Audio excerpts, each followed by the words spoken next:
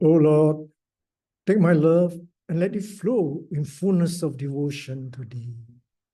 O Lord, take my hands and let them work incessantly for Thee. O Lord, take my soul and let it be merged in one with Thee. O Lord, take my mind and thoughts and let them be in tune with Thee. O Lord, take my everything and let me be an instrument to work. Sairam and welcome, everyone. Over to you, Dr. Suresh. Sairam, dear brothers and sisters, thank you, Brother Billy, by the infinite grace, love, and compassion of Bhagwan Baba. We are here in this Satsang once again. Very fast 1 week passes by. It just looks like yesterday we had this Satsang, and suddenly we are back again having another Satsang, which shows us that so many things are happening within the week. Anyway, is there from last discussions that we have had? Is there anybody have any points, any questions? Next Thursday is, of course, Navaratri. So that begins the 9 nights. Okay, anybody else? Anyone wants to say something? So we had a very interesting discussion last week with very deep insights. Yeah, if none, then we go towards today's who's presenting? Today is Dr. Group 2, Dr. Sabitan's group. Oh, Sabitan. Yeah. Sairam, everyone. Sairam. Yeah. Sure. Sabitan, go through the text and then. Yeah.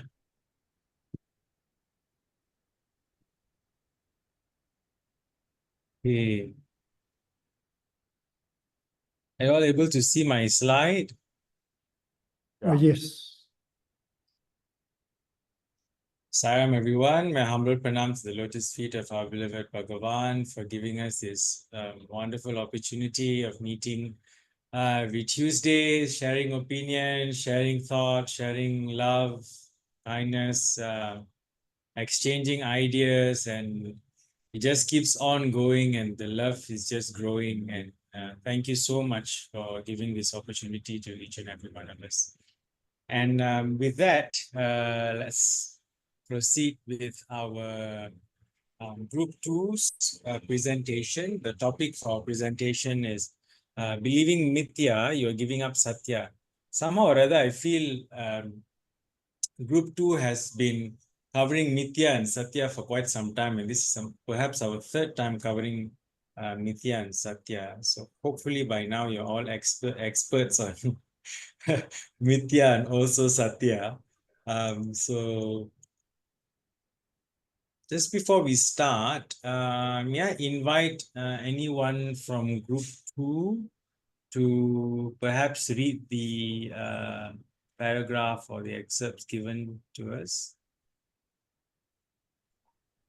Ram. Brother, I can read. Okay. Thank you, sister. Go ahead. Some people resort to meditation in belief that there is some power greater than themselves which they must experience. People also undertake arduous exercises to realize some secret, mysterious, and marvelous power other than themselves. This is action born of ignorance. As long as you think that there is some power higher than yourself, you are steeped in ignorance. There is nothing higher in the world than yourself. But belief in the existence of such a power is a delusion of your mind. For example, in a dream, we see all kinds of scenes and have various experiences. How far are these real? Only as long as you are in the dream state. When the dream ends, the scenes become unreal. Likewise, as long as you are in a state of mental delusion, the joys and sorrows, the gains and losses you experience are all real. When the delusion is removed, they all become unreal. Just 1 second, sister. Next. Hence, All the phenomenal experiences caused by the delusion of the mind are all untrue, Mithya. Basing your life on this Mithya, you are giving up Sathya. Identifying yourself totally with the body, you are causing the ego, ahankara, to grow. If you grasp this simple truth, you will develop a wide vision. There is nothing in the world other than the self. All the diverse objects are reflections of the one. For all worldly things, there is a karta, a subject which acts, karma, the result of action, and kriya, the action itself. In the sphere of the spiritual, however, there is only the karta, without karma or kriya. He is the doer, the action, and the result, which is done. The Atmic principle, which represents the unity of all these three, is the one universal consciousness, Chaitanya, that pervades the entire cosmos. It is impossible for it to be present in some places and not in others. Okay. Should I read the questions? Yeah, sure, sister. Sure, go ahead. Questions. Number 1, how are we giving up Sathya? How do we realize that we are giving up Sathya for Mithya in our day-to-day living? Number 2, the worldly experience has 3 aspects, that is, doer, causal action, and the end product. Whilst the spiritual world, there is only the doer. What is the implication of this fact to my everyday sadhana? Thank you. Thank you, Sister Sharmini. It was a wonderful sharing there. And let me just guide you back to this passage here. And perhaps we can bring our attention to the last part, the second, I think the first, second, 1, 2, 3, 4, the fourth line from the top. There is nothing in the world other than the self. All the diverse objects are reflections of the one. For all worldly things, there is a karta, a subject which acts, karma, a result of an action, and kriya, the action itself. So there is Swami has broken the entire process or divided it, aggregated it into 3 parts: the subject which acts, the result or the consequence, and the action itself. Okay. In the sphere of the spiritual, however, there is only karta, without karma or kriya. He is the doer, the action, and the result which is done. The Atmic principle, which represents the unity of all these 3, is the one universal consciousness, Chaitanya, that pervades the entire cosmos. It is impossible for it to be present in some places and not in others. Okay, so this is a very powerful passage, and Swami here mentions that there are multiple truths. That you have the higher and the lower level truths, and for the worldly things, he says there are three parts, which is the karta, karma, and kriya, which we mostly get ourselves entangled with because of false identification and the ignorance that, or the delusions which have somehow been conditioned through our past vasanas and also our current doing, intensified by our current doing. And at the same time, he says that as we progress spiritually, then we will come to realization that there is only the doer. The action and the result are also part of the doing. And then he ends by saying that the Atmic principle, which represents the unity of all these 3, is the one universal consciousness, which is Chaitanya, that pervades the entire cosmos.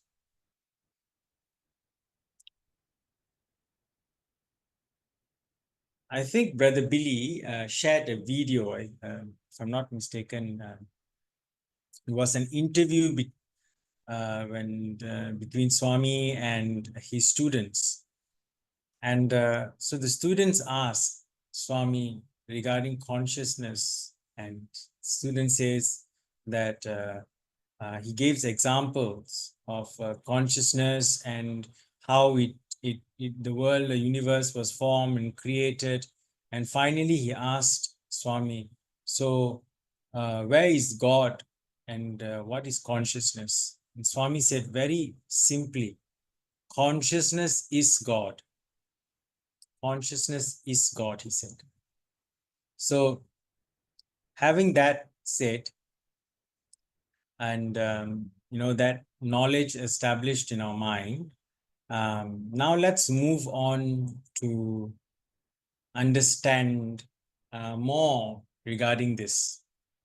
So, during this presentation, there are a few things that we will cover, a few topics that we will cover. The first is the distinction between Sathya and Mithya, which has been covered in the past, but it's worth the visit. Then Paramatma and Jivatma. And we will try to metaphorically understand the significance of the symbolism of Rama and Sita, the Purusha and Prakriti concept. And then we will subsequently move to human ignorance and understanding how this ignorance can actually be an obstacle or can perpetuate the delusion that we live in. And in order to come out of this delusion, this identification and sadhana is important. But we will use the two birds analogy, which is in the Mundaka Upanishad, to understand how we can elevate ourselves. And finally, as we progress spiritually, we start to either in the same awareness realize that we are both Purnam, which is fullness, and also Shunyam, which is nothingness. And both may actually be the same. So the Vedantic perspective will focus more on Purna, being fullness. Yourself is full. There is no defect in yourself. And the fact that you think there is a defect with yourself is part of an ignorance. But on the other hand, the Buddhist approach is more of the Shunyam, where they deny everything and ultimately you observe that you are nothing. Everything is a doing, a happening, which takes place in the present moment experience. And as we climb up the spiritual ladder, the fear of being nothing tends to pull us or drag us back into this delusion of the mind or the Maya itself. And so we will try to decipher this fear or break down this fear and understand why do we actually fear of being nothing? Why is it so fearful to even think that Swami is in fact the doer and we are nothing?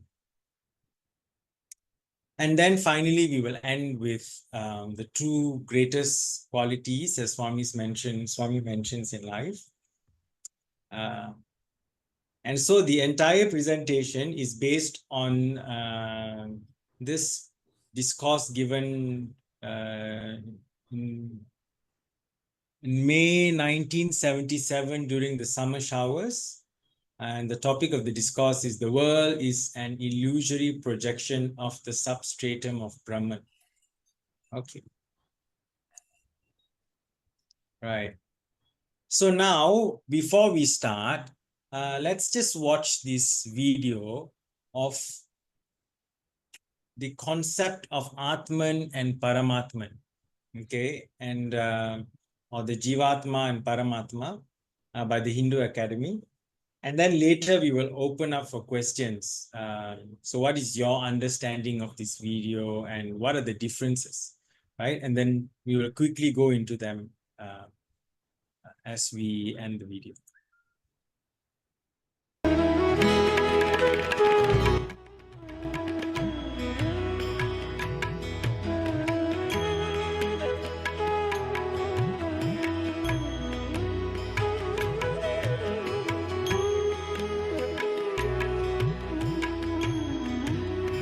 Now you see this issue about what is Atman, what is Paramatman, how do we define them, and what is the relationship is very central in Hindu philosophy.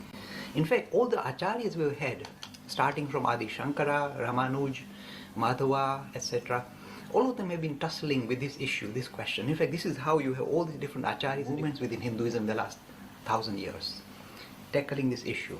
What is going on? I'll give you my take, what is my personal, if you like, ideology. How do I see this issue? You see, first of all, the word Atman is very difficult to encapsulate, to understand what is meant by Atman. You see it in all the scriptures, Atman, Atman, everywhere. You ask any Hindu, especially your parents, what is Atman? They say vegetable on Ealing Road. No idea. They're struggling. The word itself is, every scripture will have about Atman and Brahman. And they say, what is the word? What is it? They say, we don't know. It's just we just read in the scripture and we recite the poetries and the verses. So what is this? When you really try and explore the word Atman, what it actually means, there are certain handles that you can use to try and grab this thing called Atman.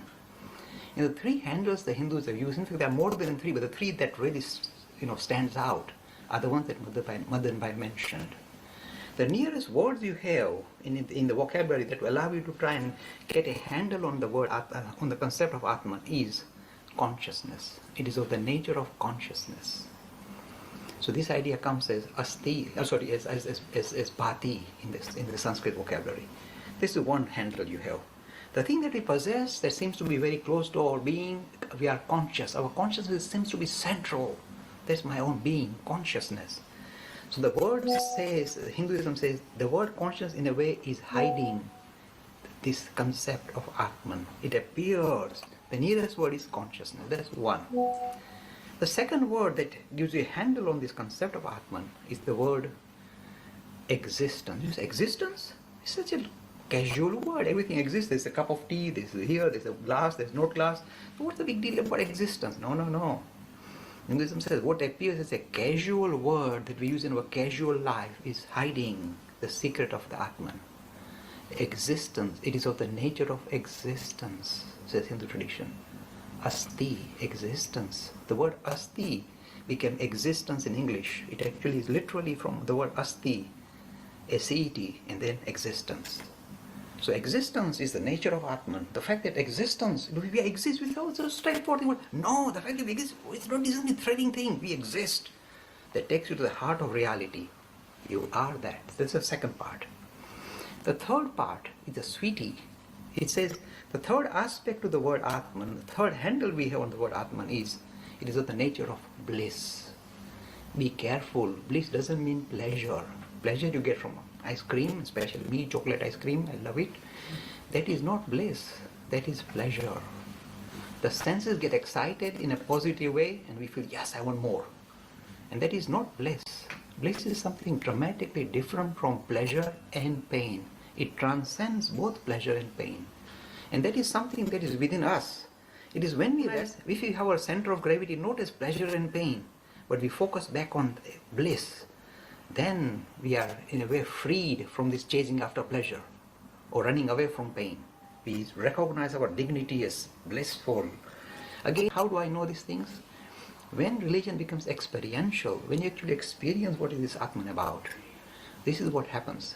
You feel, first of all, you feel a thrill. I exist. Oh, you say, oh, what's such a simple thing? No. When you experience the spirit, the word existence, God catches you. I exist. Your hair on your body stands on end. And you feel tremendous bliss flowing through your system. Not pleasure. Bliss flowing through your system. You feel excited. This is bliss. This is not pleasure. It is something dramatically different from pleasure. We are trying to find bliss by searching for pleasure. We thought pleasure is what we are looking. No, it's bliss what we are searching for. The three words, Sat Chit Anand or Asti Bhati Priya, existence, consciousness and bliss are central, if you like, the best way if you can use to try and capture what is meant by Atman. But again, look, these are just words. The reality is, it is experiential. Words fall by the wayside. This is the best we can do when we are trying to converse about it or talk about it. We use the nearest words. This is, if you like, the definition of what Atman. Now, by definition, there is no limitation. Existence is existence, and bliss is bliss. So, by definition, Atman is actually, logically, no different from how we define Paramatman, a superior Atman, a special Atman. And the Hindus have brought in the word Paramatman for a particular reason. I'll mention to you in a minute.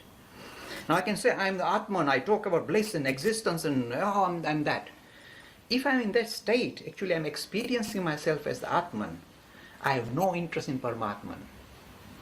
But the moment I don't experience myself as the Atman, but as this individual saying, what's going on around here? Then I'm stuck.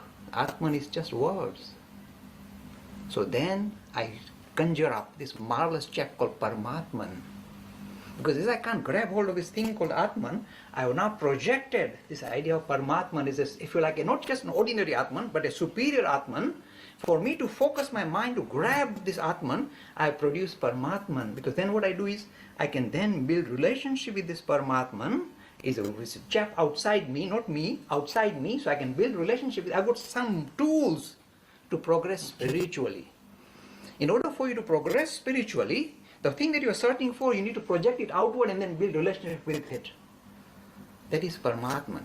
Now this is purely Adi Shankara's interpretation. Watch it, Adi Shankara, the first Acharya, famous Acharya who brought back Hinduism to India. Otherwise, Hinduism was knocked out. And it's Adi Shankara with this very high philosophy approach was able to give rebirth to Hinduism. No, don't underestimate the power of this man. But then, you see, this is philosophically satisfying, but not practical. When you say, I am Atman, I am the Paramatman, I am the same, one and only, this is called Advaita philosophy. It is philosophically satisfying, but it is impractical. You will find hardly one, I have not met one single Advaita Vedanti. Advaiti means I am the Atman, who will actually experience Atman. So this guy is just living in a dream world. I would rather link with a person who says, I love God as Paramatman, I am devoted to him, because he's got his teeth into the system, and he makes progress. The guy who says, I'm Atman, just is hot air. And I've met a lot of them, and I run away from them, I don't like them. They are philosophic giants, but experientially they are complete duds. I'd rather have a person who says, I love God, I love Paramatman, he is my love of my life. He's got his teeth in the system, he's using certain tools to progress. It is only at the experiential level that the distinction between Atman and Paramatman disappears. At the practical level, I am a Vishishta Dvaiti. Vishish, not Advaiti, Vishishta Dvaiti. He says, I am just a little tiddler. I am just a spark. God is the great fire. And by looking at fire, I can then recognize my essential nature as a spirit. But to progress, I need to be practical, not philosophic. Oh, I'm so clever. What good is that cleverness? It's better to be practical, pragmatic. So, for example, I'll tell you frankly, if I'm in the bliss of experiencing that I'm the spirit, I don't need him. But when I'm not in that state, in my daily life, I'm chewing, having my cereals, I'm in trouble. I got all sorts of pains. I need help. So I look at Paramatman, if you like, rediscovering myself through some personality. This is the difference between Atman and Paramatman. At the experiential level, the distinction, that demarcation disappears. But until you get that, be humble. See, this is Ramanuj.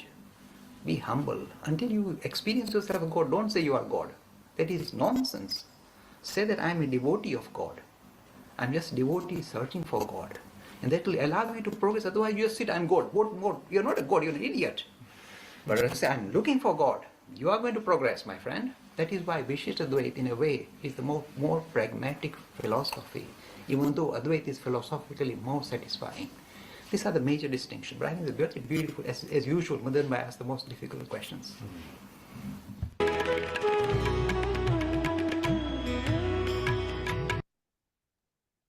Okay, Sairam, thank you for listening to this explanation. So maybe we can open the floor to anyone. You may just unmute yourself, or you can even chat or type it out in the chat. What is your take on this video? Do you agree with the concept shared here about Atman and Paramatman, that until we reach that stage of experiencing our true self, which is Satchit Ananda, then we should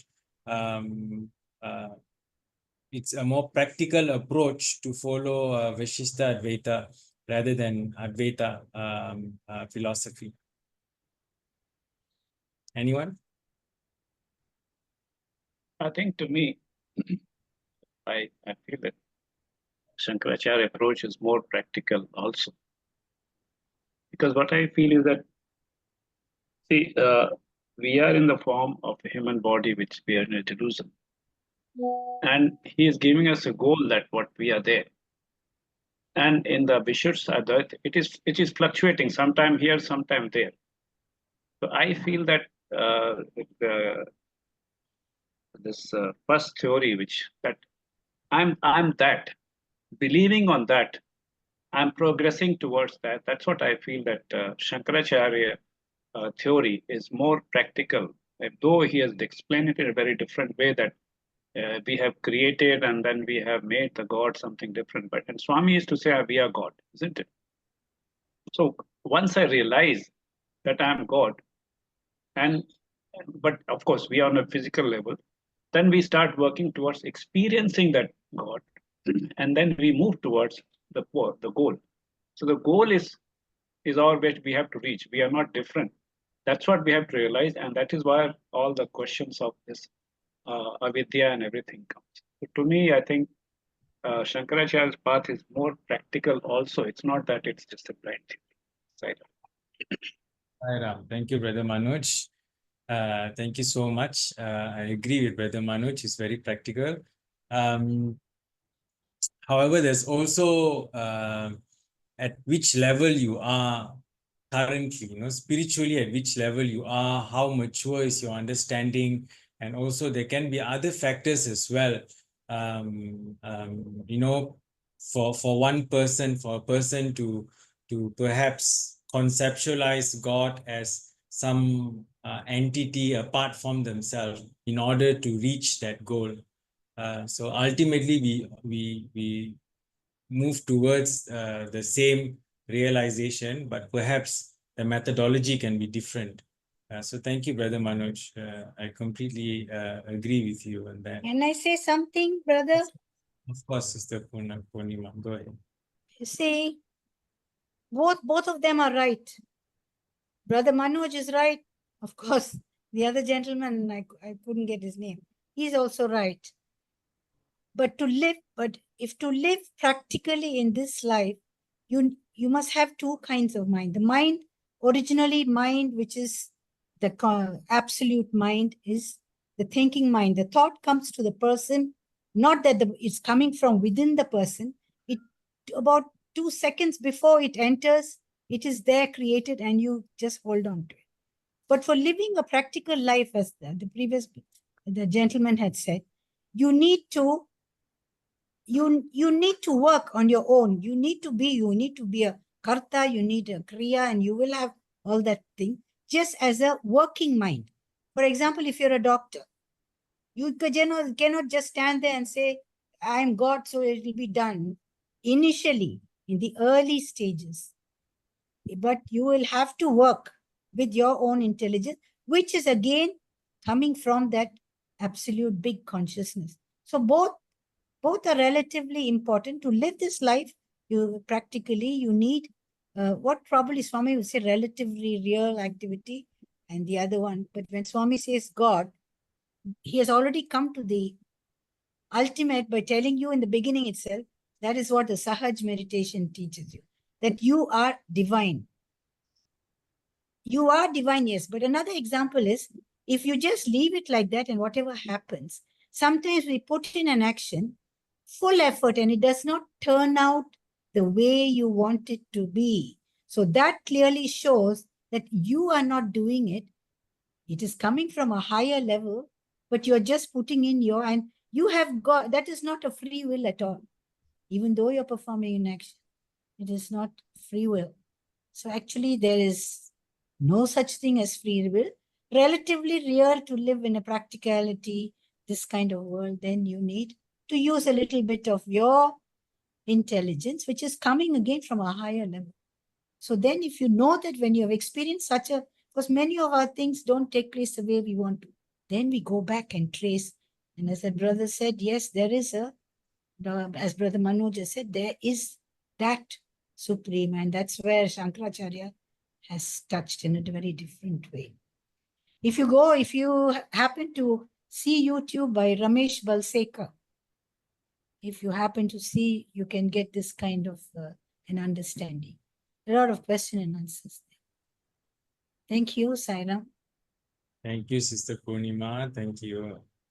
So thank you for sharing that. And I guess perhaps there needs to be a balance between both as we're progressing upwards as well. Though we may have the belief or the strong conviction that I am divine, but somehow or other, due to some conditioning in our mind and some ignorance which still persists in our action, the totality of that statement can't be experienced. And so in order for us to get there perhaps needs to be a tool for us to relate better, and that is where Paramatman comes. And Swami has also spoken about Paramatman in multiple discourses as the Supreme God. And he does not, though Swami primarily discusses or gives discourse on Advaita teachings, but he does not completely ask his devotee to stop idol worship, or even stop praying to an entity which is besides you. So you can always see a mixture of these two in Swami's discourses. So then I guess then we need to find that balance, especially as Navaratri is coming along. So so we need to find the balance. So even Adi Shankara, who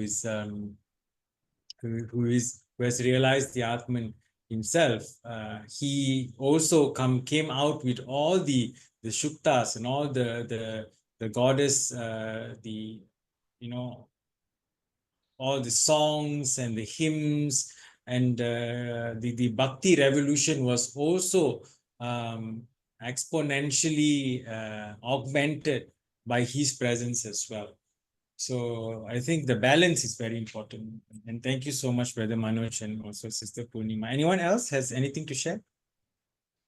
I just wanted to add something is that, Sure. see, the thing is that there's a Ibn Arabi, he's a very Sufi saint, where he says that God sleeps in stones and dreams in the plants and whispers in animals and awakens in man. So I think we are in a journey of going to, the whole creation is moving towards that, realizing what they are. And that's also in our life, also like in our practical life also. Suppose you want to become a doctor, so you have to do the primary education of learning the language, then going to science stream, going to medical stream, then passing exam, getting the practical training, and then you become. So idea of all this thing is is a journey, and some people they come realize, some of us in this stage we are just growing towards that, and some are more behind also, they are not interested.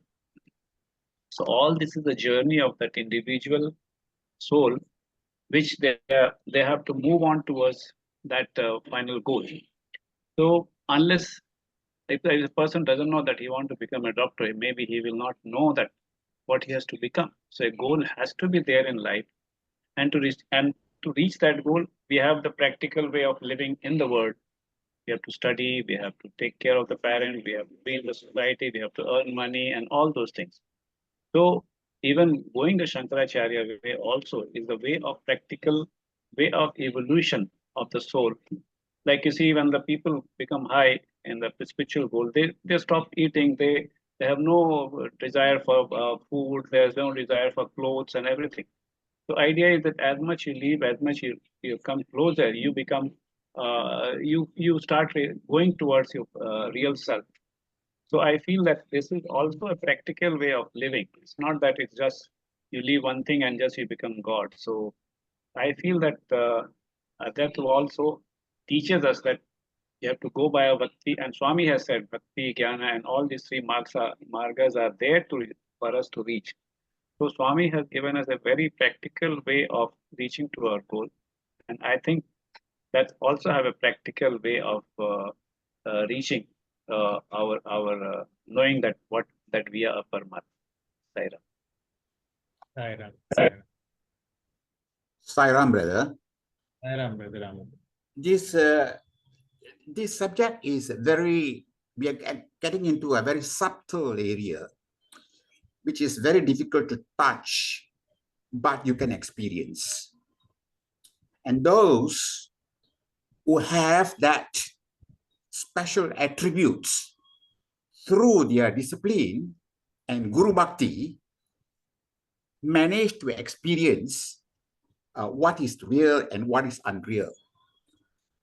And what is real in our human birth is the Atma, nothing else.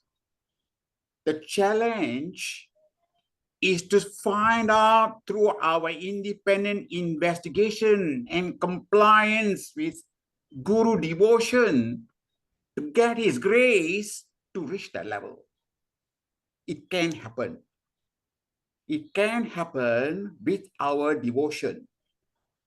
And we are lucky in this century, the last century, we are lucky to have come in contact with Swami, who has led us this path, and he has opened it in every angle, and nobody can doubt the path he has created for us to reach.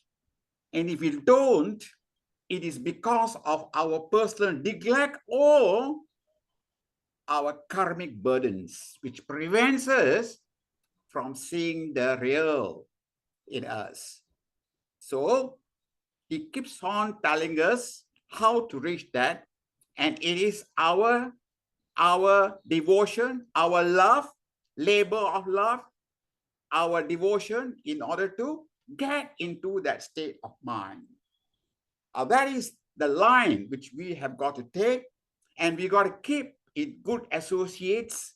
We got to make sure that our mind is free from all other interferences which have multiplied through our multiple desires over the course of life, including from previous birth. The vasanas have come. Swami has just lifted us to the position where we can come out of it through the ways which he has taught in the nine code of conduct, and also through the 9 code of conduct is very comprehensive. If you were to follow that path, and then we have got to value our inherent birth values of Satyam, Dharmam, Shanti, Prema, Ahimsa. If we were to treasure that, we have got a compass. And we have got the Guru who will lead us from darkness to light. We got to hold on to his ropes. That means to say that we have got to have absolute faith in him so that we will be able to get the transformation which we are seeking. And that comes by the grace of the Guru. The grace is very difficult to get, but the grace you will get because of your labor of devotion on the Guru, Guru's words, Guru's leelas, Guru's ways. So what have we done actually in our daily life? We are all burdened with our karma, and we are talking about Guru. This is the beauty of from the time we have come across Swami. So we are now working towards the path of going through or discharging our karmic burden. At the same time, we have got these directions of following our inherent values, so that when we are discharging our karmic duty, we are also spiritually bound, and we make it a spiritual way of living. And in that spiritual way of living, we get attracted to God, divine way of living, and we are led into the real path. So we get that connection. That is the challenge we have got. That's the challenge. So we must anchor on Swami's path, anchor on Swami's Leelas, anchor on everything which is Swami, so that you are Swami, and you will say that you are God. Just now the speaker said it's an idiot who says that he is God. What kind of idiot he is? He may be right, but that idiot has got a soul in his body, and that divine soul makes him divine. He is divine. So he has got to remind himself, Swami says, I am God. I'm no better than God. I'm Paramatma, he says. I'm Ahanda Parabrahman, he says. I'm Satchidanandan, he says. Very beautiful words. And then you go on into the meaning of those words. Being, awareness, bliss in Satchidanandan. You think about it. Bliss is such a powerful word. And you very difficult to get into that state of bliss because of our distractions. Because what are the distractions? The distractions come in the form of multiple desires. So when it gets into certain areas, you don't know whether that thing which you're experiencing is bliss or what. So the test is whether it complies with Satyam, Dharmam, Shanti, Premam, Ahimsa. And that test will lead you to believe what is conscionable, what isn't conscionable. That which is conscionable is the voice of God which you have followed. That is your labor of love. That is Dharma. That is Swami. And you have held on to Swami. So that's the real path. That's the path. That's the path we are holding on. And as we are holding on to that path, we can fall because of the surrounding and life which we are leading. So what does Swami say? Don't leave your side centers. Keep to your associates. Be with them always. Keep track of that. Keep a record of that. Make sure that you don't drift. Run away from those criminals. Don't go near them and get polluted because you have taken such a long time to reach this level. Preserve it. Go on. So much so that you become a message of Swami. When do you become a message of Swami? When you have that exemplary conduct in you, having enriched yourself with all Swami's Leela, Swami's ways, Swami's thought, and you're dreaming of Swami, you recite Swami's mantras, you conduct yourself in such a way that everybody looks at you like a Swami. You have brought yourself to that level. It's not ego. There's no ego there because you have surrendered to Swami. So where's the ego? The ego will come, but you have controlled it.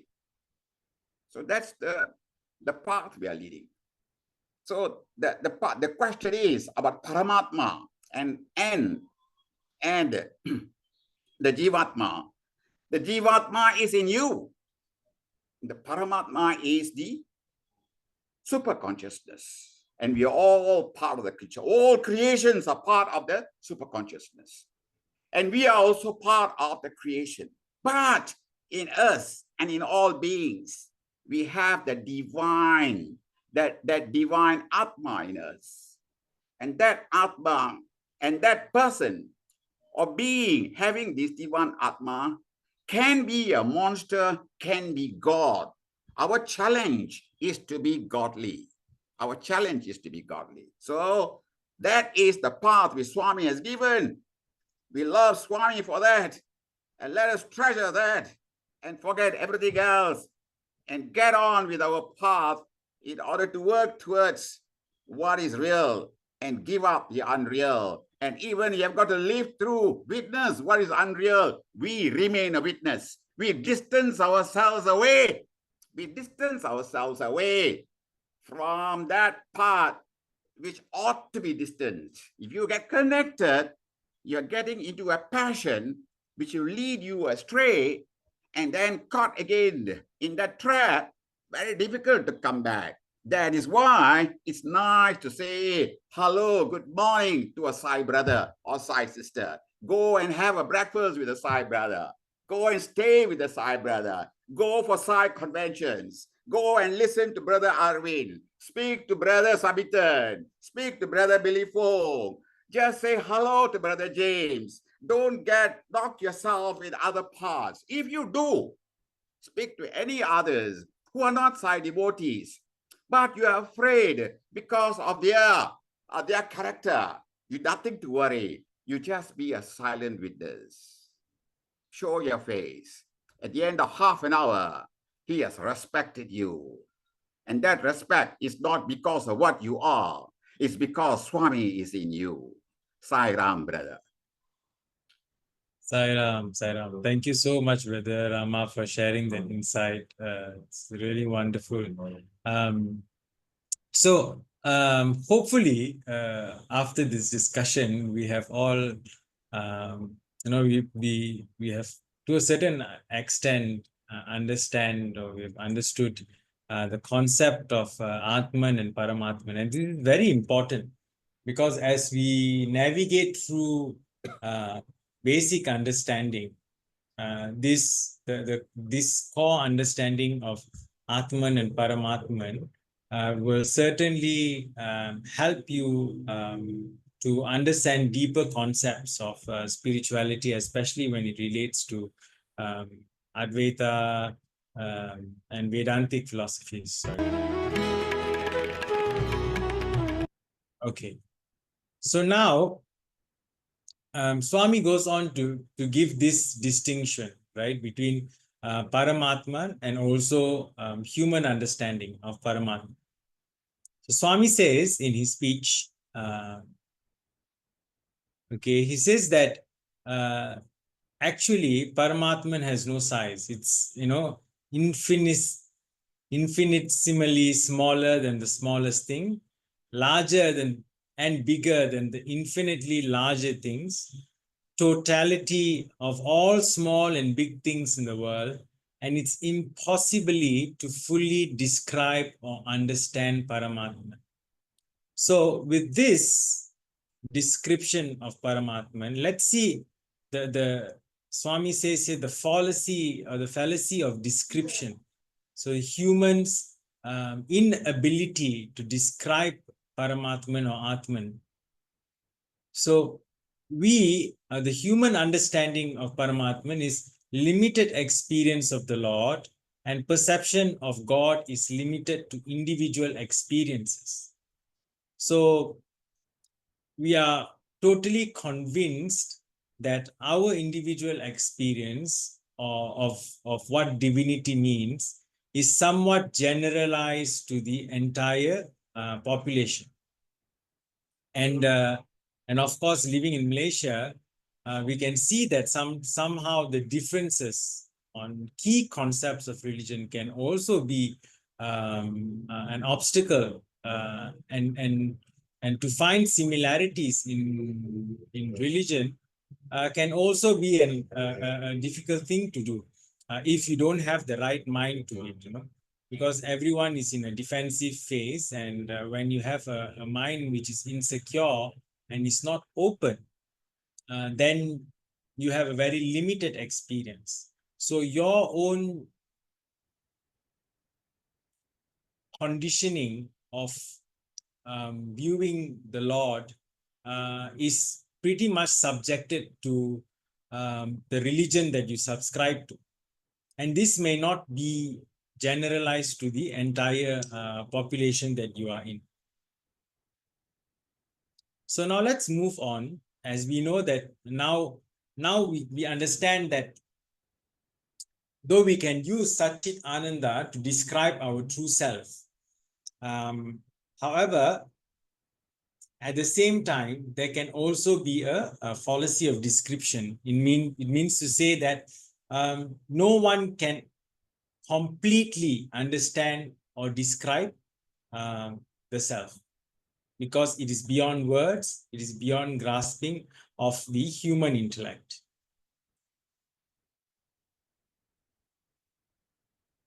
Okay, so now let's move on to the concept of Sathya and also Mithya. As we can see here, Swami goes on to explain in the next paragraph the differences between Sathya and also Mithya. Can I have anyone from group 2? You may just unmute yourself and maybe read the differences, sister. Anyone from group 2? I think I saw sister. Let me just go to Sairam. Sairam, sister Shanta. I was just about to call your name. Go ahead. Sairam. The concept, meaning, characteristics, and nature. Satya, meaning is absolute, reality, Brahman.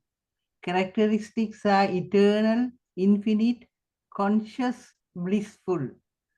Nature is underlying reality of the universe. Then Mithya is illusory or unreal world. Characteristic is impermanent, limited, dependent. Nature is superimposition on Satya. Okay, so thank you, Sister Shanta. Can I just ask you, Sister, what is your understanding based on this table?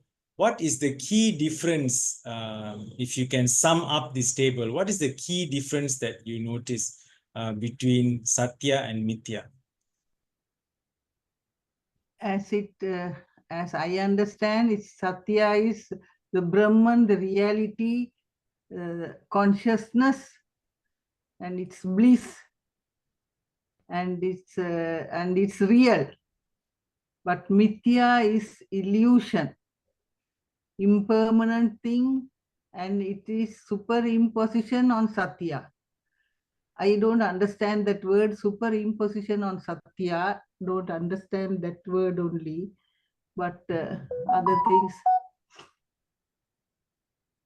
how it is superimposed on Satya, I don't understand that word. Okay, thank you, Sister Shanta, for explaining the difference. That's I think you have rightfully pointed out the difference. And so let's open the floor. Anyone can help us understand what Swami says by the characteristics of Mithya here. He says that it is the superimposition on Satya itself. Anyone? It's like a rope on a snake, or that usually it's that is the example given in the scriptures. So, and only when you go real, go to it carefully, and then it reveals itself as something which is, it is just an illusion, just like a mirage again. You think there's water in the desert and you walk on, it's just a mirage. It's something which is not real, but which is already, you've got already an information in your mind how a snake looks. So that's why when you see a rope, due to many factors cause like fear in you, you think it is a snake. This is a very typical example of superimposition. The other thing he says, impermanent, limited and dependent, depends on each individual in a very different way.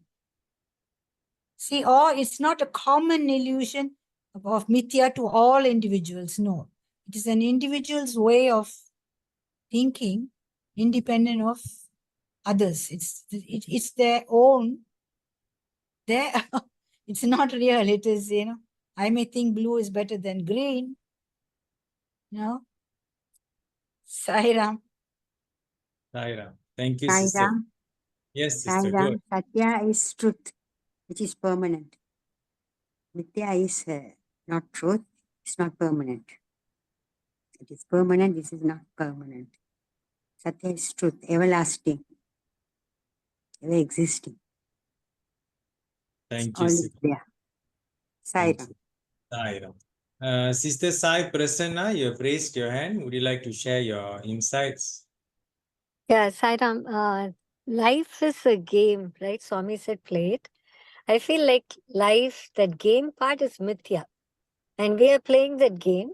And we are that Sathya that goes through different life births, which is a game. And as all the discussions happened before, we play this game in this world and finally realize who we really are.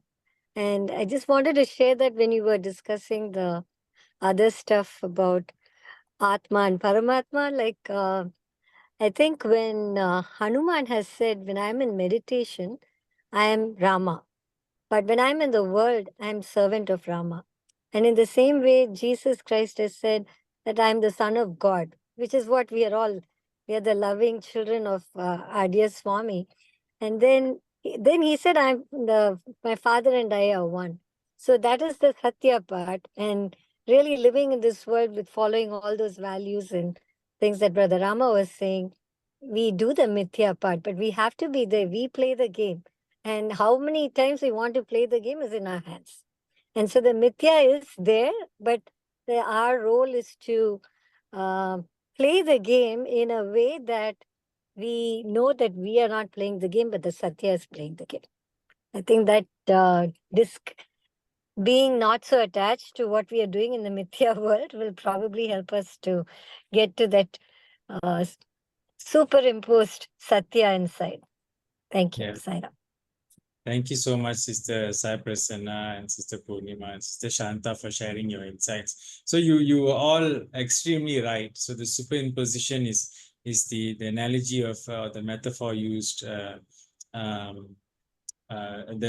rope, and also how in a dark room one may mistake the rope for a snake. And because the room is dark, right? But if you light the room up, or if you on the lamp in the room, and once the room has been lit up, and when you see the rope as it is, then you realize that, oh, it's a rope, it's not a snake. So similarly, as we start to realize ourselves and disidentify with all the superimpositions, or the fear, or the anxieties, the depression, the conditioning of our mind, and disidentify with the egoistic tendencies that we have, and the 6 vices, and control all of that. And eventually there will come a stage where in your experience, like just as Brother Rama mentioned, everything seems to happen. It's just happening, and you are the witness of happenings right in front of you. And the more you avoid, or there's an aversion to your present moment experience, the more you run away from surrendering to what is, what the moment shows you, or allows you to experience. So in that sense, so thank you, Brother Manuj. The cupboard behind your bed, got a lot of fans, under. Sairam.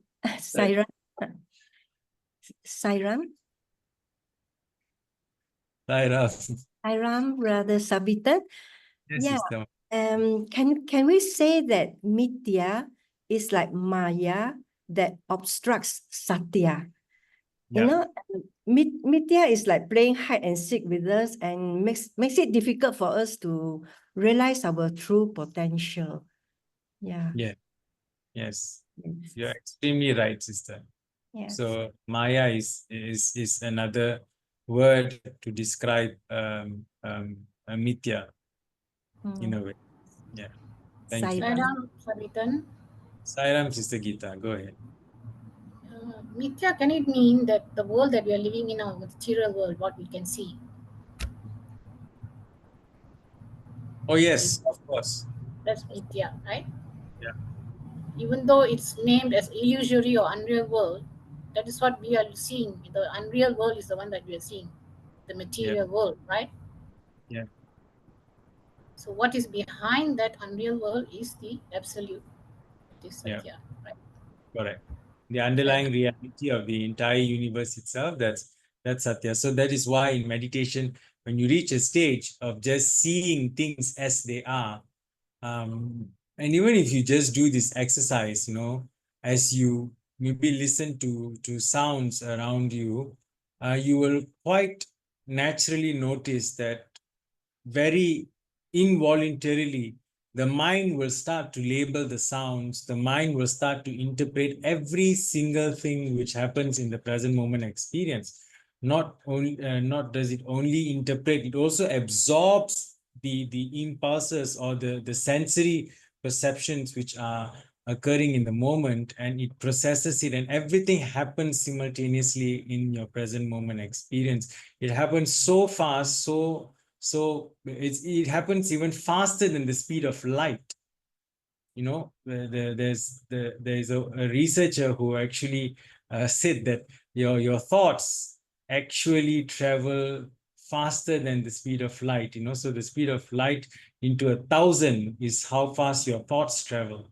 So similarly, there are a lot of things happening in the moment, and if you are not aware enough, if your awareness is not heightened enough, you will be engulfed by this Mithya experience, and you will be convinced that Mithya is your Satya, but actually you are living a life filled with Mithya-like experiences, right?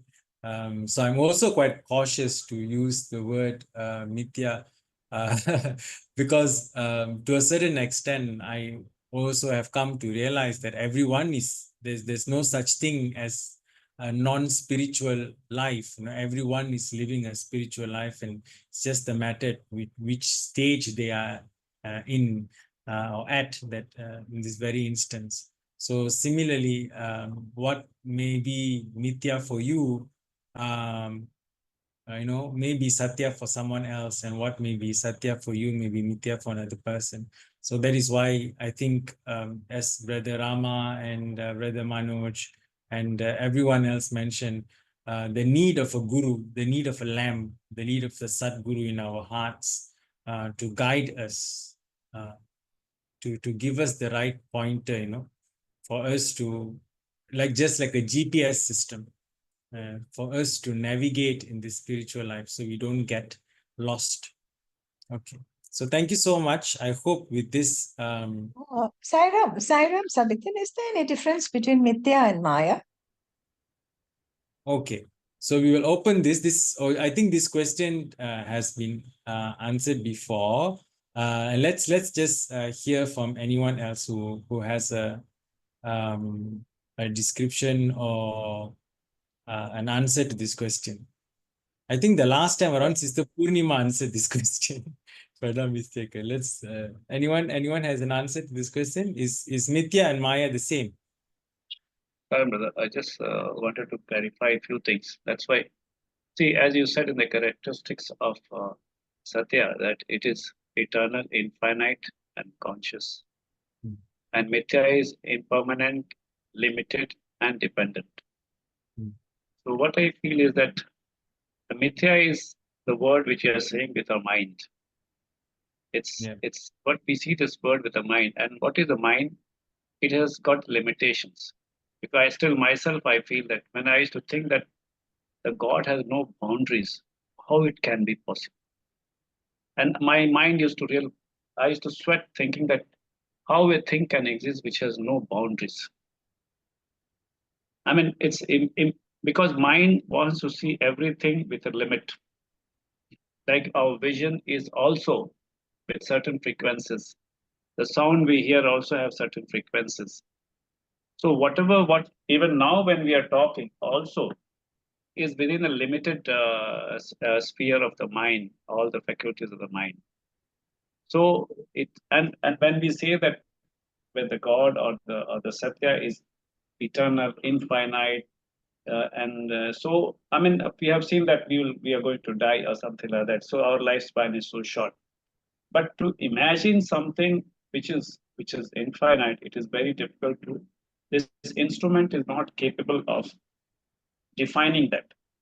We can, because that is the experiential thing which our rishis and others have gone, and they have experiences, and then they have come and told that it is eternal. It is because the people have realized that they can say that yes, it is eternal. But if we come to the worldly level, it is within the limit. So when you say something is very big and your mind says that no, it is small, is it not a mithya?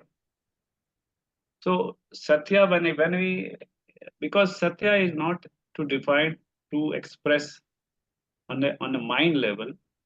It is, that's why Swami said, "Die mind, become a diamond." Means mind has to cease, and that is the reason that why Lord Krishna gave a Virat Swarupa vision to Arjuna. The idea is that the thing which we are discussing, like a small microscope, we are discussing that the atom or a particle level, but we haven't got. We need to realize that all the conscious level. We need to have bigger and higher, bigger, very superimposed microscope, and which we have got it from the scriptures, or which our rishis and other people have got it. So the difference between Mithya and Satya is that once we realize that vision and it experiential it becomes, then it becomes Satya. Otherwise, whatever we see in this world is Mithya because it has a limit, whereas Satya is limitless. Satya is eternal, but we are limited. So all these things, whatever you say, like in the night when we sleep, this world becomes the dream becomes real. But when we get up in the morning, this world becomes real. So if we see that the dream state and this state, we are always having this delusion, but we are living that life. In the same way, when the realized souls, when they were realized that when they have experienced the infinite, they have come back and told us in a dream state, this is what it is. You have to go there. And that is why whatever though some people they cross it, some people still remain this in the Mithya world. So to me, Mithya and Satya is only that is the mind which is creating the Mithya. Once the mind is gone, I think, and we come to the experiential level, like heart level, then Satya will be revealed. That's what my understanding is. Saira. Yes. Thank you. What I understood was Mithya is material and Maya is imaginary illusion. You just dream. It's a dream world. Mithya is material world which you see, the eyes. So that is the difference. That you imagine and dream. This is you see in front of you. Well, that is not truth. Yeah. Thank you so much. I don't know if it's true.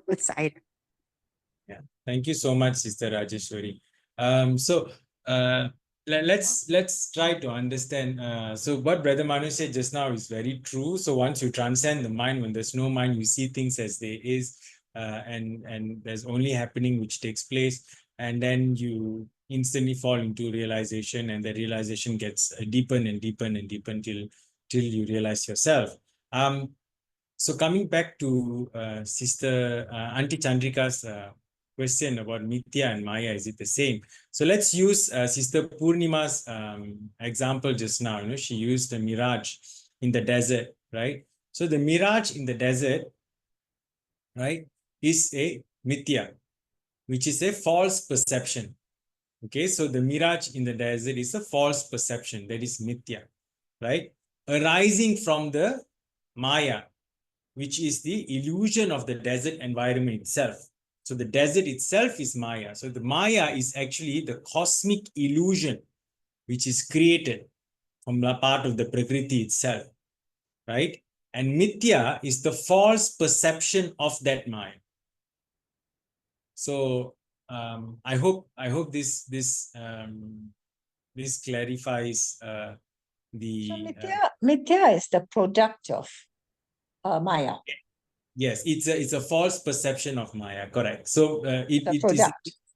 correct. So it's an interconnected term, Mithya and Maya. Yes, Maya is like the broader concept of which encompasses Mithya itself. Okay. Can I say something here?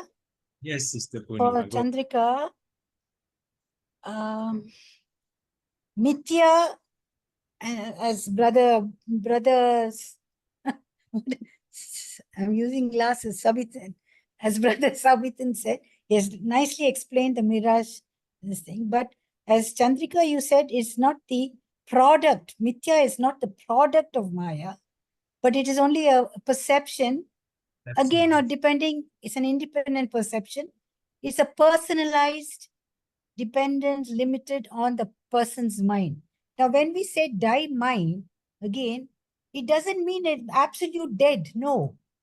You get a thought, and as brother has said, has said before, you just look at the thought, but don't qualify the thought or follow the thought. When you follow the thought, it becomes a river. And that is what Swami means by die mind. Not that the thought won't come. A thought will come. Let the thought come. You see the thought as a thought as it is. Same thing, for example, we see a mango tree. And then we know, and then we say, oh, that's a mango tree. We don't look at the tree as a tree. We look at it as the qualified adjective as a mango tree. So that mango there is only a mithya. Reality is the tree which we don't. This is another, maybe another example we can give. Look at it as it is. That's why one form of meditation, I think it is brother, I think Sundaram or someone who's having that yogic academy in US, forget his name. Sundar Iyer. Iyer, Sundar Iyer, where he says his form of meditation when he started is every step he takes, he just looks at the step forward and moves. He doesn't see whether the move is correct, whether he's getting into the ditch. He just looks forward and moves, and that takes him on. So that first thing is just to watch and see the particular object or whatever you want to call, but don't get into the flow like a river and start qualifying that thought, and then that doesn't become a. So die mind doesn't mean absolute zero mind. No, not I don't know, in my perception, it's not zero mind. It is a thought, because as you just said, the thought is there, goes as fast and even faster than light. So if it goes faster than light, the initial thought has to come from the consciousness. It's that consciousness, that thought which comes, that we feed on and keep on, making a spider web out of it. And each one is different in its way of thinking. So that initial thought is also the absolute consciousness. The initial, which happens, it is said about 2 or maybe a 0.2 seconds before actually we start working on the thought. And we always think it is my thought. The thought is there. You have just connected it like an antenna, because some way you've been connected, maybe some karmic way, that thought, you kind of get attached to it and then start feeding. And that thought is not common to everybody in the world. For you, that could be a thought. For another person, another. Sairam? Sairam. Thank you, Sister Purnima. So I think, thank you everyone for sharing your insights into the difference between Sathya and Mithya, and how, and Swami has given this, of course he didn't, give this table, but I managed to decipher and break down and segregate the characteristics into this table and tabulate it, the entire paragraph, and so that we can understand it better. Sairam Sapitan. Yes, Brother James, go ahead. Yeah, just to add a little bit, I think Sister Punam said time mind is not zero mind, which is in relative sense it is true. In relative sense it is true. But then when you go into the higher level, right, if you actually, from my experience, what I know is, when the first time I experienced the bliss, actually there is time mind. That means no mind at all, Actually, is no thoughts.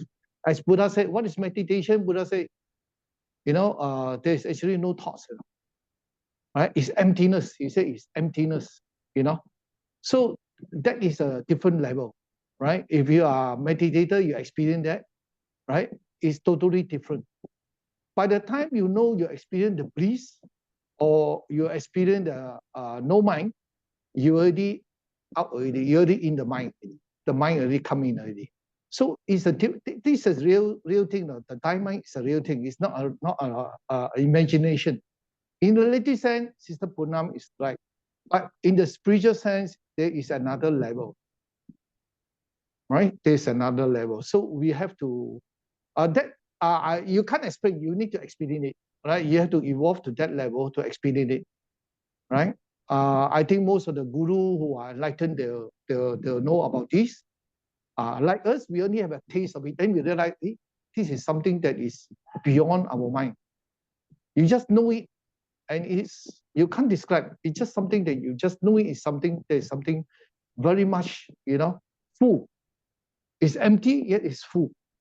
That's why the full thing about meditation is that Sri Ravi Shankar said exactly the same word as I actually knew about it.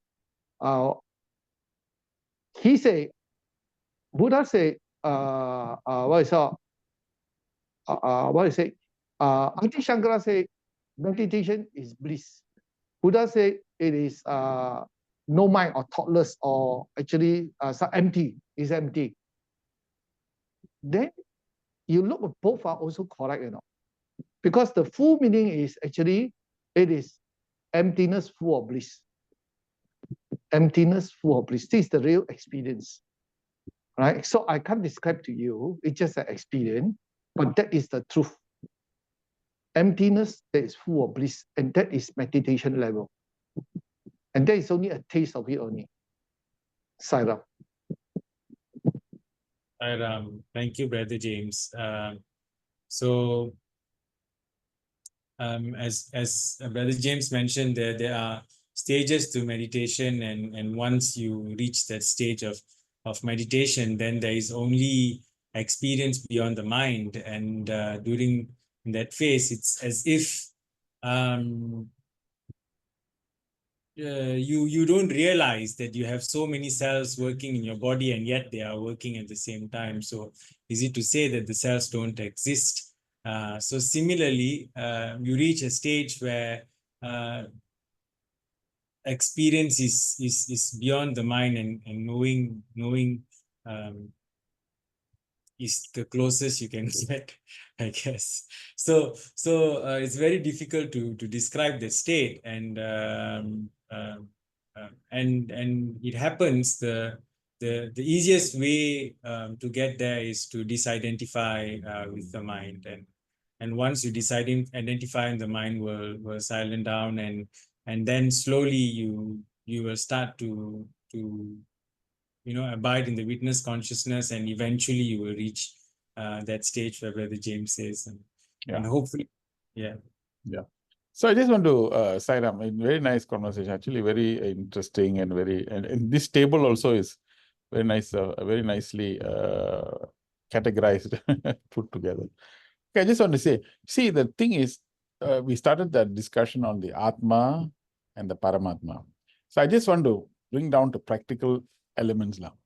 See, actually, that Swamiji was mentioning just now, and he said that those who are saying that I am Paramatma are all dots, they are not real. Okay, because the reason is, when you are actually experiencing the Paramatma, you cannot be saying I am Paramatma, because you will be transcending words. You have that experience is transcending words. There'll be nothing that you can possibly express. So when you're expressing, then you come into the realm of the mind, which is not true. So one who is experiencing the Paramatma cannot be expressing. It is already in the being level. So this is already a paradox.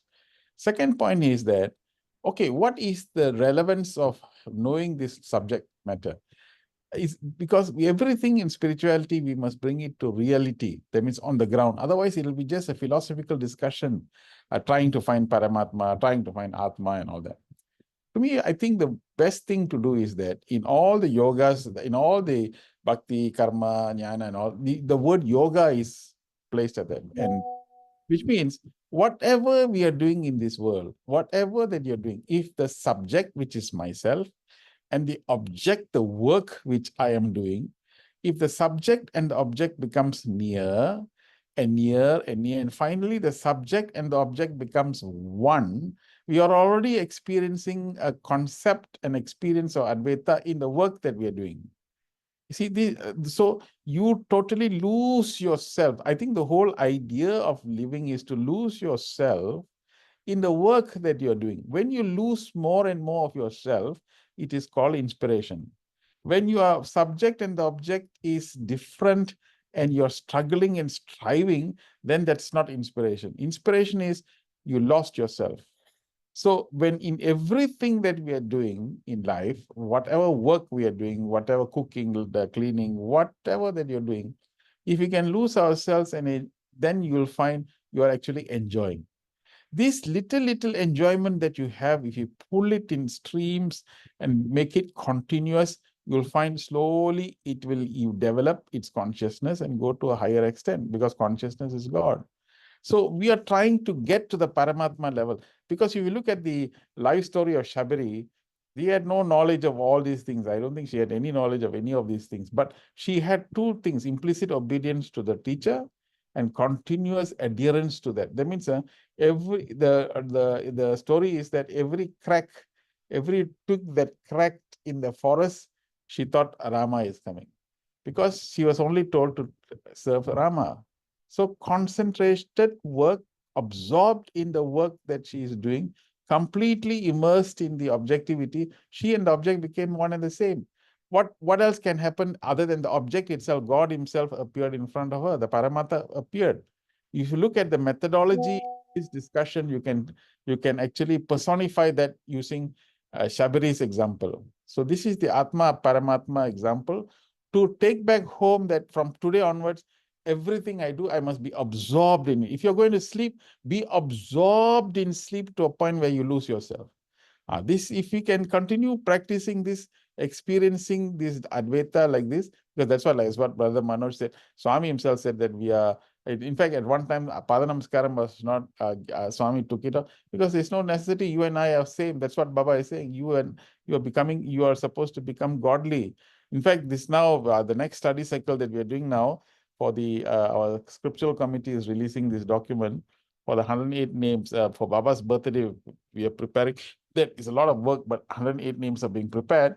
But instead of, we are turning it around, looking at Swami's names and then looking at each name and how each of these names can increase our frequency. That means we are supposed to be that name.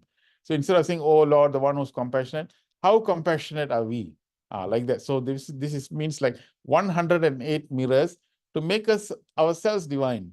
As the 100th birthday comes, more and more efforts taken towards increasing our frequency.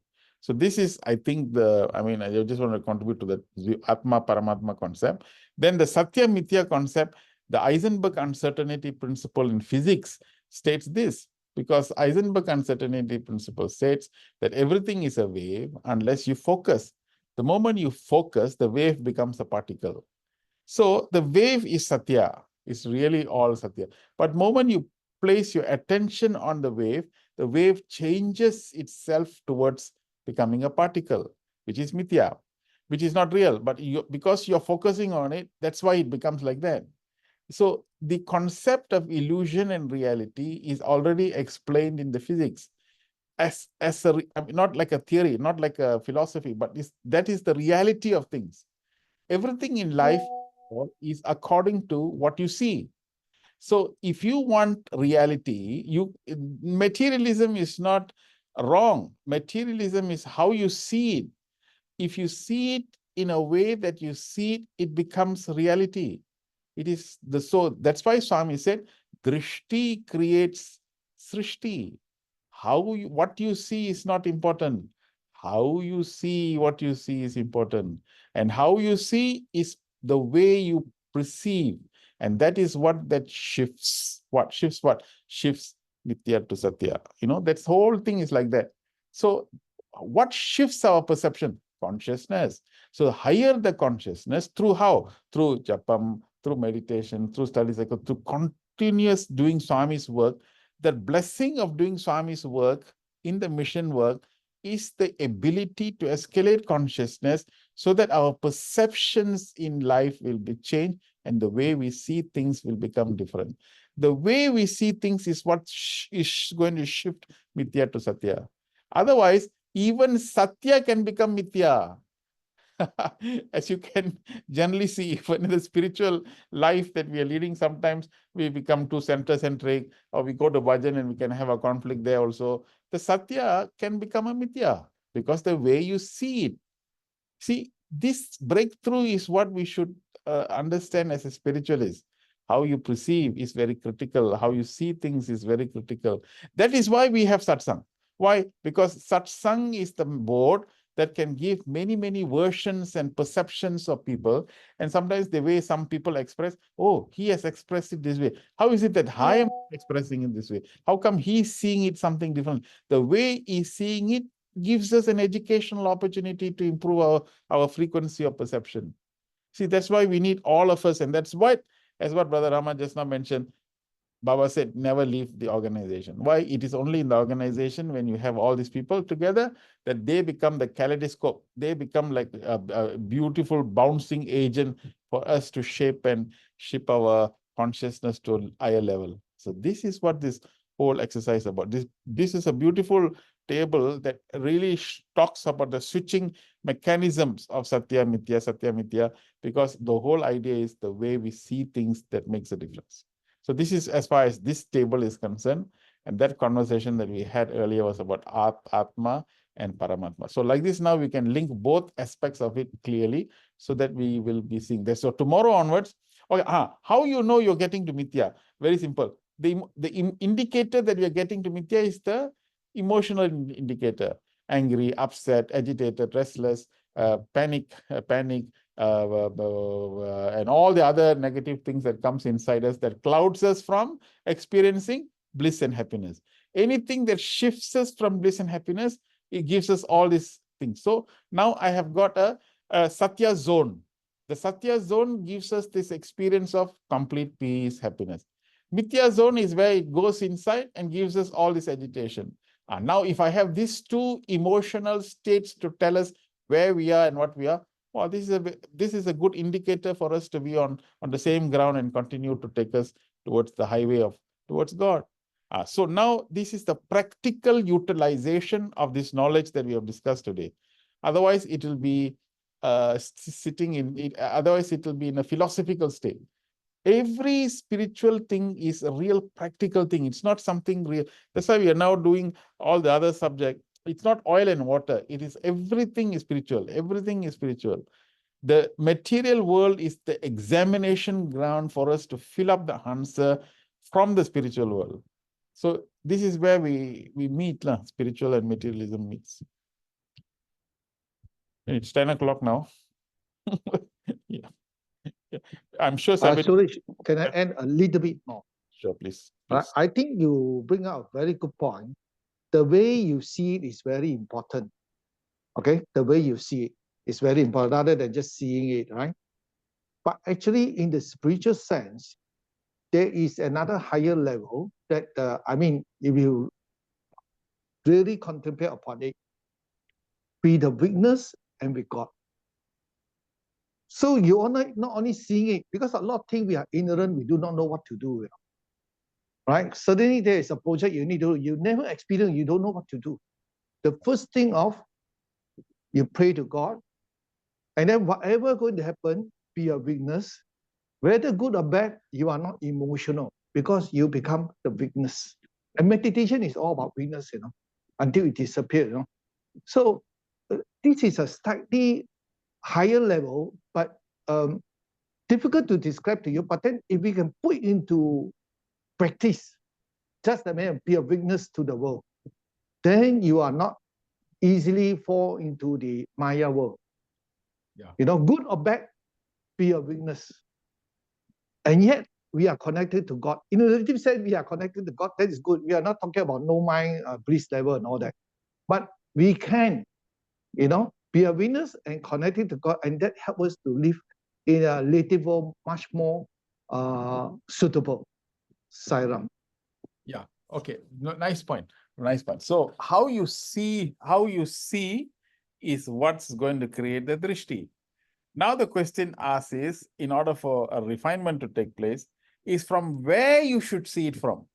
Now, if you are seeing a river and you are floating in the river, you are looking at it, how you see the river floating is one way, compared to where you stand on the steady bank of the river and see it as a witness that the river is passing by. So how you see is the first step towards moving towards that witness state, because in the witness state is where you have a very detached view of that, and from a detached view is also how you see, but you're not seeing it with attachment, you're seeing it with a greater detachment, so you become dispassionate, and when you're dispassionate, you're standing at the river, and the more and more you stand by the riverside and watch the river flowing, the more and more you are gaining higher and higher the experience of the Atma, which is actually the screen in which all the movies are being played.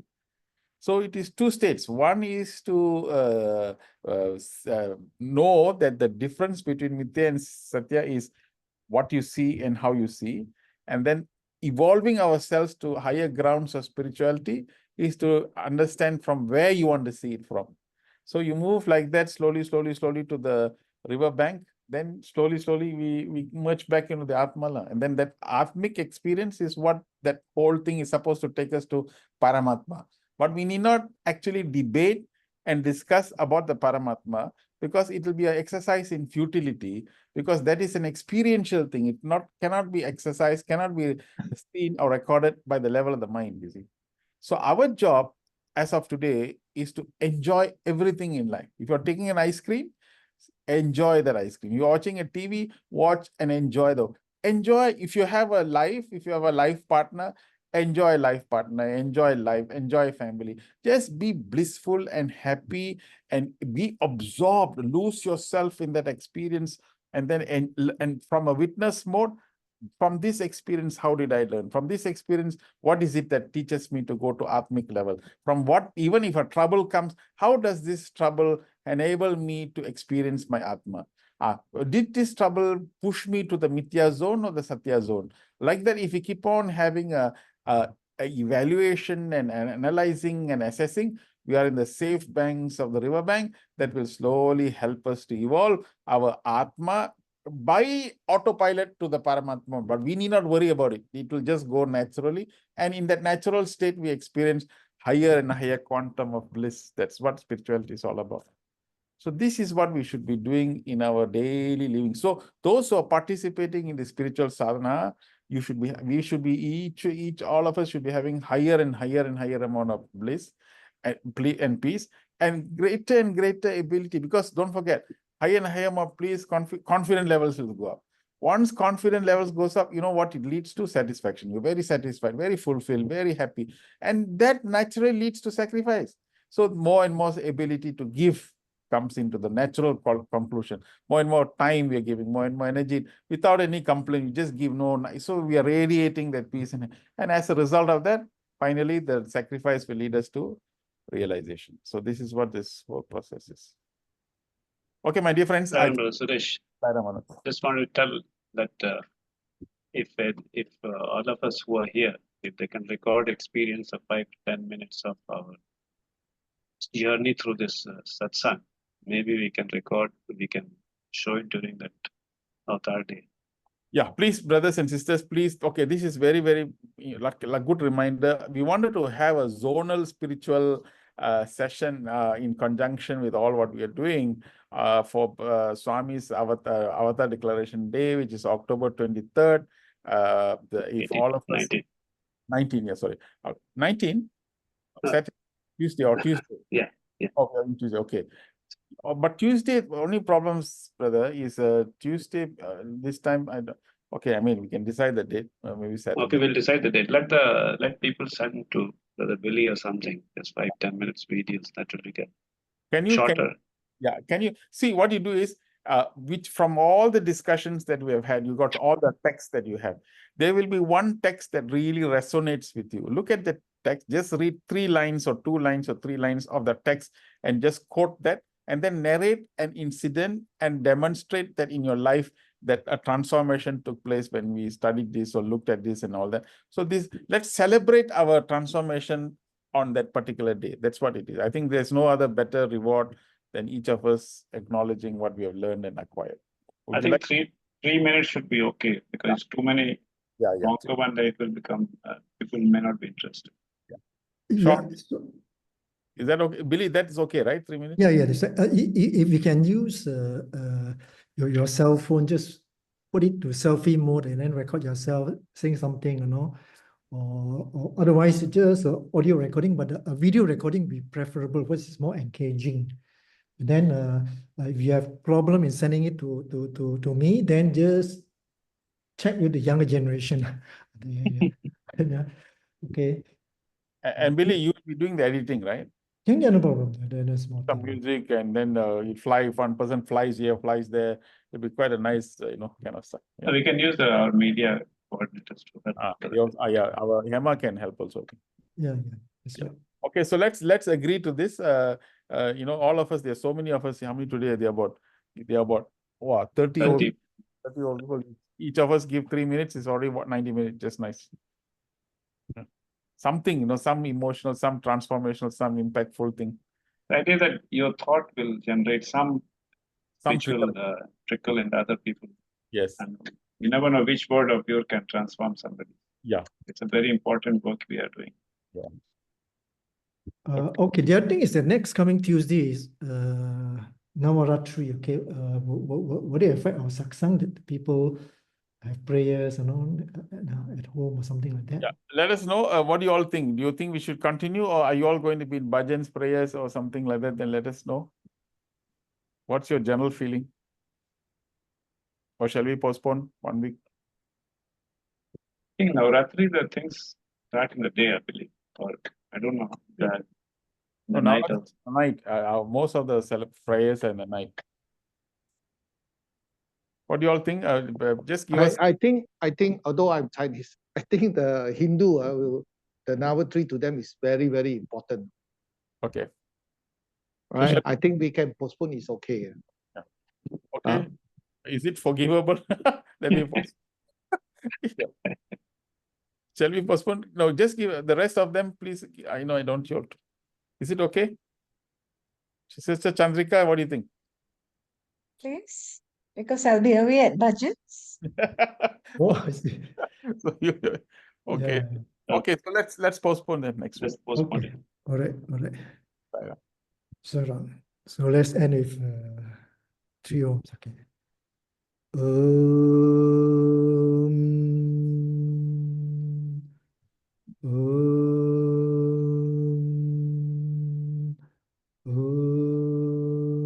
Shanti, Shanti, Shanti. Sairam, and thank you everyone for coming. Sairam, thank you. Thank you. Thank you. Sairam, thank you. Good night.